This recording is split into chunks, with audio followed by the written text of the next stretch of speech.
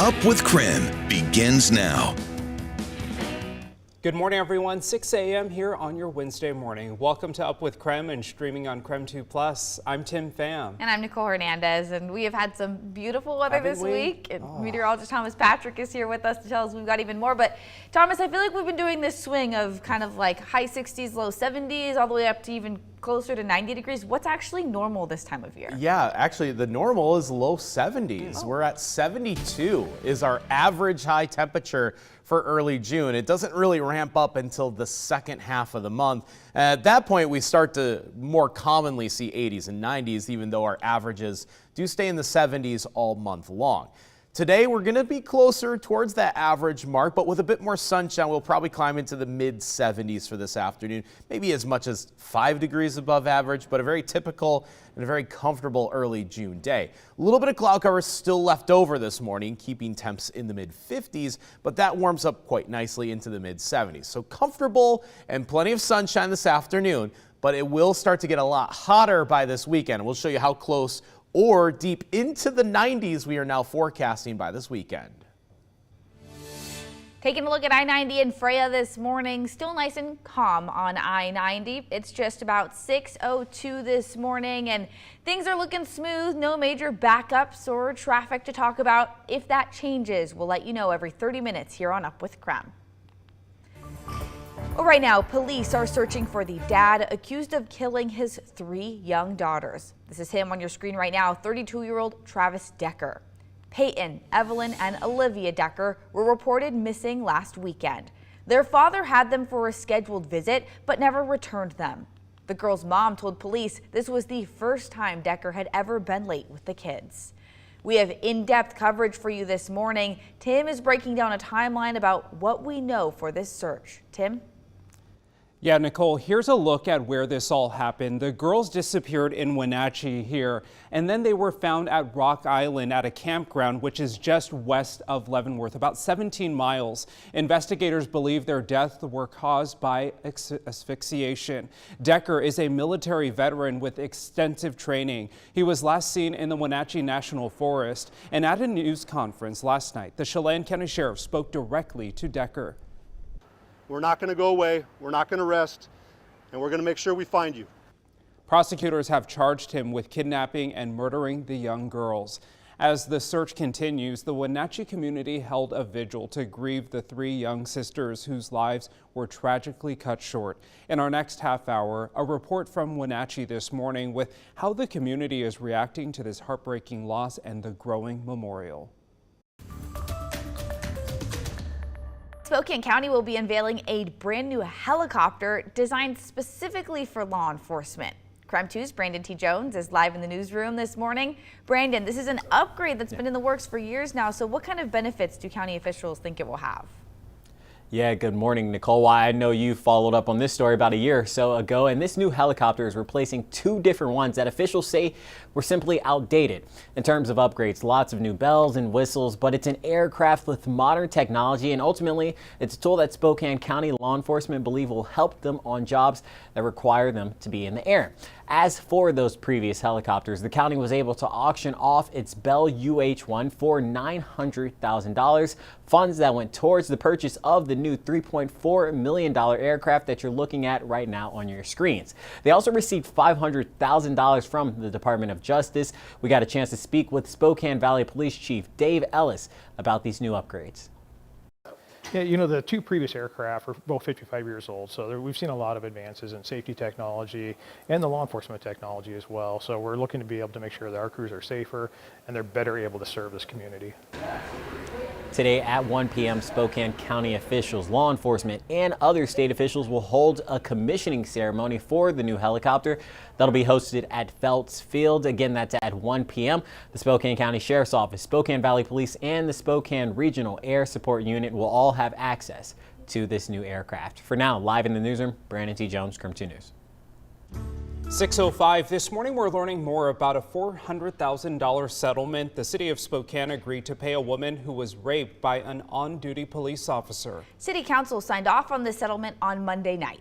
Former Officer Nathan Nash is serving a 14-year prison sentence for raping 2 women while on duty in 2019. The city is paying the settlement from its risk management fund, which uses taxpayer dollars. The city says the $400,000 did not meet the threshold for their self-insurance policy to cover the cost. Spokane police wrote in a statement which reads in part, "This type of conduct is unacceptable and discredits the professionalism and exemplary public service demonstrated by our officers on a daily basis." You can read the full statement right now on KREM.com. A judge dismissed a defamation lawsuit against Kootenai County Sheriff Bob Norris. Penny Collinson filed that lawsuit last year, alleging Sheriff Norris made vulgar sexual remarks about her at a candidate forum in Cataldo. The sheriff said those claims were not true. Our news partners at the Coeur d'Alene Press reported a judge dismissed the case on a procedural issue, and Collinson can refile the lawsuit. Continuing coverage this morning, the Northport School District community is rallying together after a teen and their superintendent died in a drowning accident. KREM 2's Regan Gallo went to Colville to learn more about how a local business is trying to support the grieving community. What was supposed to be a fun weekend of the beach and baseball turned tragic with reportedly 2 lives lost. And now a local business in Colville called Stitch and Ink Studio is trying to show their support for the impacted community. Northport School District announced the passing of superintendent and baseball coach Don Barable a week after reports from several media outlets like the Seattle Times say the high school baseball team traveled to Long Beach, Washington for a scheduled game. During the team's stay in Long Beach, the U.S. Coast Guard reported a 15-year-old student, Noah Heberling, went missing in the water, and eventually the search was suspended. The superintendent was one of the 2 individuals who tried to rescue the student. The Coast Guard reports hypothermia may have been involved. Now, t-shirts are being made in honor of the Northport community. Owners of Stitch and Ink Studios say the former owners of their business made the Northport athletic uniforms for several years. Now they want to show their support and raise as much money as possible for the impacted families. Incorporated the baseball threads just because it hit so close to the baseball community, and just put the Mustang in there as their mascot. So we created put it on a soft Port and Company tee, and so we just wanted to make sure it's something anyone can wear and cozy up in at any time. So it's pretty amazing that we can actually all rally together and support these families as much as we have, especially coming from such a small knit community with such a bad tragedy like this. I can't even explain it.